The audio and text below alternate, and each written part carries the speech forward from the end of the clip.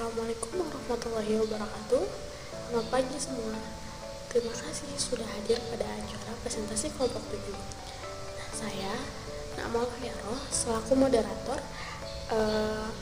pada presentasi hari ini, dan dengan senang hati membuka acara presentasi kali ini.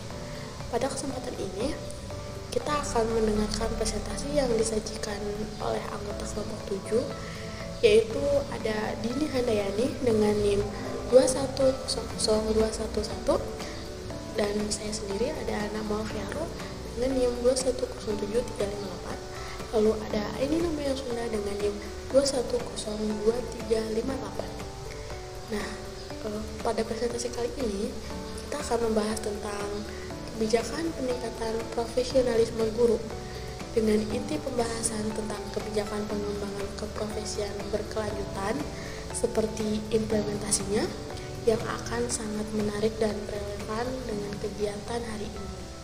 Tanpa berlama-lama, mari kita mulai presentasinya. Definisi dari kebijakan pengembangan keprofesian berkelanjutan yaitu suatu strategi atau rencana yang dibuat oleh pemerintah, organisasi, atau institusi untuk mendorong dan memfasilitasi pengembangan keterampilan, pengetahuan, dan kemampuan profesi secara terus-menerus melalui program pelatihan, sertifikasi, dan pengalaman kerja. Dengan adanya kebijakan ini, para pekerja memiliki kesempatan untuk terus meningkatkan keterampilan, pengetahuan, dan kemampuan profesi mereka melalui program pelatihan yang disediakan oleh pemerintah atau organisasi. Selain itu, kebijakan ini juga memfasilitasi para pekerja untuk mendapatkan sertifikasi dan pengalaman kerja yang lebih luas, sehingga meningkatkan kesempatan mereka dalam karir. Oleh karena itu, sangat penting bagi semua pihak untuk mendukung kebijakan pengembangan keprofesian berkelanjutan. Kebijakan pengembangan keprofesian berkelanjutan memiliki banyak komponen yang dapat membantu profesi untuk terus meningkatkan kompetensi mereka. Komponen ini termasuk standar kompetensi profesi, rencana pengembangan profesional, sistem akreditasi, pelatihan dan pengembangan, evaluasi kinerja, serta intensif dan penghargaan. Nah, bagi para profesional, standar kompetensi profesi dapat membantu mereka dalam memahami kriteria-kriteria yang harus dipenuhi untuk menjadi ahli di bidang tertentu. Rencana pengembangan profesional juga sangat penting karena ini memungkinkan para profesional untuk merencanakan langkah-langkah pengembangan karir mereka dengan jelas. Sementara itu, sistem akreditasi dapat membantu para profesional dalam menentukan langkah-langkah pengembangan berikutnya. Dan pelatihan dan pengembangan memberikan kesempatan bagi para profesional untuk meningkatkan keterampilan mereka melalui berbagai penelitian atau pelatihan khusus dalam program sertifikasi. Evaluasi kinerja adalah hal penting lainnya, karena ini membantu para profesional dalam menilai kemajuan mereka dalam mengembangkan kompetensi mereka. Dengan demikian, para profesional dapat menentukan langkah-langkah pengembangan selanjutnya yang perlu mereka ambil. Nah, yang terakhir, intensif dan penghargaan dapat membantu para profesional untuk lebih termotivasi dan bersemangat dalam pengembangan diri mereka. Karena mereka diberi penghargaan dan pengakuan atas kerja keras mereka. Jadi, dengan adanya komponen-komponen PKB ini, para profesional dapat meningkatkan kompetensi mereka secara berkelanjutan dan mencapai tujuan karir mereka dengan lebih mudah. Prinsip pembelajaran seumur hidup menunjukkan bahwa belajar adalah suatu proses yang berkelanjutan dan bukan hanya terjadi di tempat belajar formal seperti sekolah dan perguruan tinggi saja. Peraturan Menteri Pendidikan dan Kebudayaan Nomor 42 Tahun 2014 tentang Standar Nasional Pendidikan juga menegaskan pentingnya guru untuk terus belajar sepanjang hidup mereka. Prinsip ini menekankan bahwa seseorang harus terus belajar dan mengembangkan diri untuk menjadi profesional yang kompeten dan berkualitas. Dalam era perkembangan teknologi yang cepat dan kompleks kompleksitas dunia kerja yang semakin tinggi, pengembangan keterampilan dan pengetahuan melalui pelatihan, seminar, workshop, ataupun bahkan pengalaman kerja sehari-hari sangatlah penting.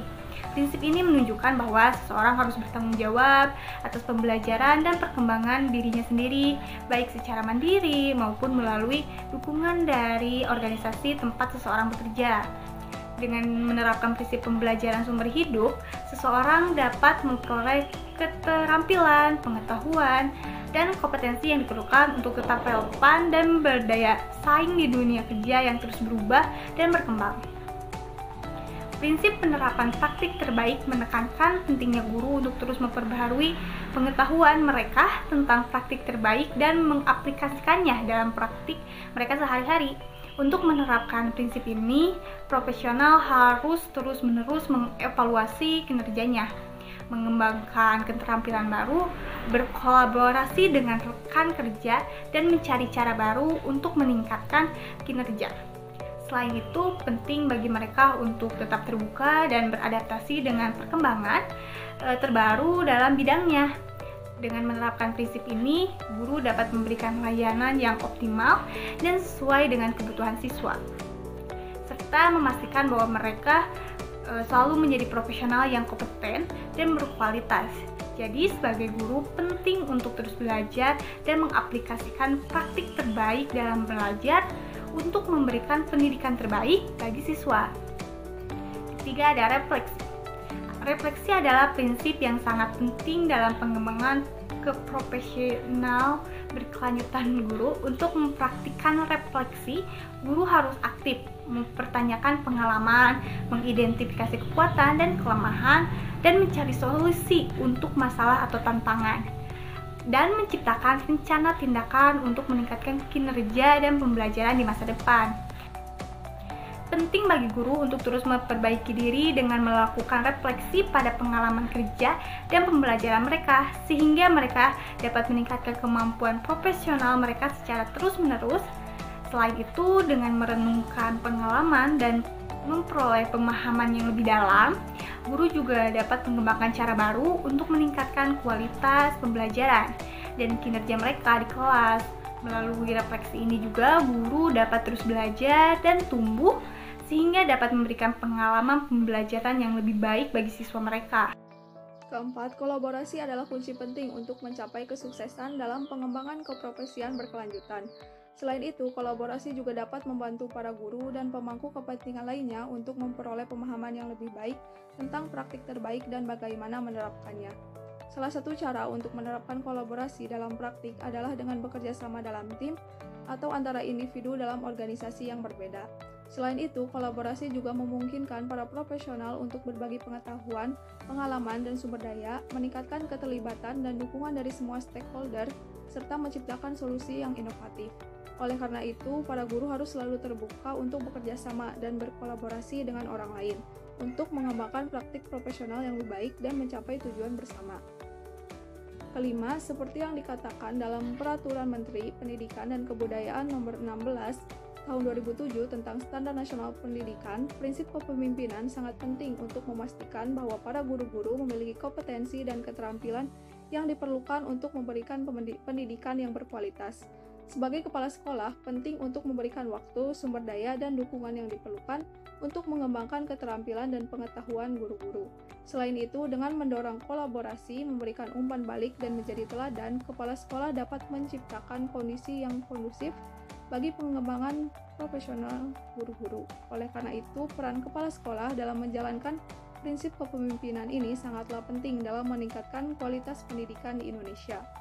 Yang keenam, dalam pengembangan keprofesian berkelanjutan guru sekolah dasar, prinsip akuntabilitas memiliki peran penting untuk meningkatkan kualitas dan kinerja praktisi. Untuk memenuhi prinsip ini, guru harus melakukan evaluasi diri secara teratur dan membuat rencana pengembangan profesionalisme mereka sendiri. Selain itu, standar akuntabilitas yang jelas dan objektif harus ditetapkan untuk mengukur kinerja mereka. Untuk terus memperbaiki kinerja mereka dan mencapai standar tersebut, guru harus terus mengikuti pelatihan dan mendapatkan umpan balik secara teratur. Kepala sekolah dan pengawas juga harus memberikan dukungan dan pemantauan yang diperlukan untuk memastikan bahwa para guru mencapai standar akuntabilitas yang telah ditetapkan. Dengan menerapkan prinsip akuntabilitas ini, guru dapat meningkatkan kemampuan mereka dalam mengajar dan menghasilkan hasil belajar yang lebih baik bagi siswa. Kebijakan pengembangan keprofesian berkelanjutan atau PKB bagi guru sangat penting dalam meningkatkan kualitas dan juga profesionalisme guru. Ada beberapa tujuan spesifik dari PKB. Yang pertama adalah untuk meningkatkan kompetensi guru. Dengan meningkatkan kompetensi guru dalam hal pengajaran, penilaian, dan juga manajemen kelas, guru dapat memberikan pengalaman belajar yang lebih baik bagi siswa. Dengan begitu, siswa akan lebih siap menghadapi tantangan di masa depan dan mencapai kesuksesan dalam kehidupan mereka. Meningkatkan keterampilan pedagogis guru juga merupakan salah satu tujuan spesifik dari PKB yang sangat penting untuk mencapai kualitas pendidikan yang lebih baik. Melalui PKB, guru dapat diberikan pelatihan dan dukungan yang dibutuhkan untuk meningkatkan keterampilan pedagogis mereka dalam hal mengajar, melibatkan siswa, dan meningkatkan hasil belajar siswa. Sebagai hasilnya, siswa akan lebih termotivasi dan merasa lebih terlibat dalam proses pembelajaran mereka. Kemudian, meningkatkan keterampilan teknologi guru dalam pembelajaran. Dalam era digital seperti sekarang ini, penggunaan teknologi menjadi hal yang sangat penting dalam memfasilitasi proses pembelajaran. Selain itu, PKB juga bertujuan untuk meningkatkan kreativitas guru dalam pembelajaran yang dapat memberikan pengalaman belajar yang lebih baik dan menarik bagi siswa. Hal ini dapat membantu siswa untuk lebih termotivasi dan terlibat dalam proses pembelajaran. PKB juga bertujuan untuk meningkatkan kepuasan kerja guru dengan memberikan kesempatan untuk pengembangan karir mereka dan keterlibatan mereka dalam pengambilan keputusan di sekolah. Hal ini dapat membantu termotivasinya guru untuk meningkatkan kinerja mereka sebagai tenaga pendidik. Terakhir, PKB juga bertujuan untuk meningkatkan pelayanan pendidikan dengan menghasilkan guru yang berkualitas dan juga terampil. Saya yakin dengan menerapkan PKB yang efektif, kita dapat menciptakan sebuah sistem pendidikan yang lebih baik dan juga berkelanjutan. Selain tujuan-tujuan yang telah disebutkan tadi, PKB juga memberikan manfaat bagi guru. Beberapa manfaat PKB bagi guru yaitu pertama, meningkatkan kompetensi. PKB memberikan kesempatan bagi guru untuk meningkatkan kompetensi mereka melalui pelatihan dan juga pengembangan berkelanjutan. Hal ini dapat membantu guru memperbaharui pengetahuan dan juga keterampilan mereka dalam mengajar dan juga meningkatkan kualitas pengajaran mereka. Yang kedua, meningkatkan keterampilan pedagogis. PKB membantu guru dalam mengembangkan keterampilan pedagogis mereka termasuk teknik pengajaran, evaluasi, dan juga penilaian. Hal ini dapat membantu guru dalam meningkatkan efektivitas pengajaran dan memberikan pengalaman belajar yang lebih bagi siswa. Yang ketiga, meningkatkan keterampilan teknologi. PKB membantu guru dalam mengembangkan keterampilan teknologi mereka, termasuk penggunaan teknologi dalam pembelajaran. Hal ini dapat membantu guru dalam memanfaatkan teknologi untuk meningkatkan pengalaman belajar siswa dan menciptakan lingkungan pembelajaran yang lebih interaktif. Yang keempat, meningkatkan kreativitas. PKB membantu guru dalam meningkatkan kreativitas mereka pada saat pembelajaran. Hal ini dapat membantu guru dalam menciptakan pengalaman belajar yang lebih menarik dan menantang bagi siswa, serta dapat memotivasi siswa untuk belajar lebih banyak. Yang kelima, meningkatkan kepuasan kerja. PKB membantu guru dalam meningkatkan kepuasan kerja mereka dengan memberikan kesempatan untuk pengembangan karir dan keterlibatan dalam pengambilan keputusan yang penting di sekolah. Hal ini dapat membantu motivasi guru untuk meningkatkan kinerja mereka. Dan yang terakhir, meningkatkan profesionalisme.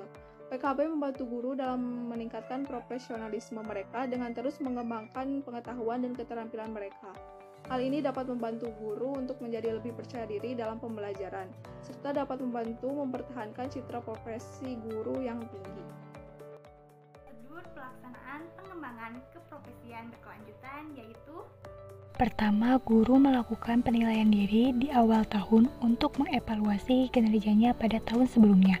Kedua, guru mengikuti evaluasi kinerja formatif untuk menentukan riwayat kinerja dan kelayakan mengikuti program pengembangan kinerja. Ketiga, pendidik dan koordinator PKB menyusun aktivitas PKB yang akan diajukan bersama-sama ke koordinator PKB kabupaten atau kota. Keempat, Ketua PKB Kabupaten atau Kota, Kepala Sekolah, Ketua MGMP, dan Ketua PKB Sekolah menentukan dan menyetujui rencana PKB yang sudah final.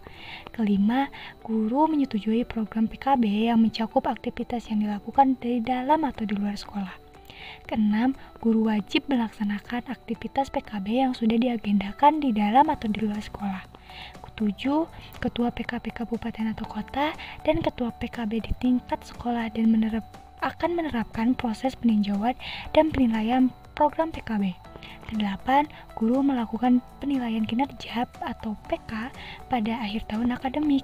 Kesembilan, melakukan evaluasi yang dilakukan untuk mengetahui manfaat dari program PKB yang telah dilakukan dalam meningkatkan kompetensi dan keahlian PKB. Menerapkan kebijakan pengembangan profesional berkelanjutan untuk guru sekolah dasar dapat menjadi tantangan. Dari berbagai sumber literatur telah mengidentifikasi beberapa masalah umum.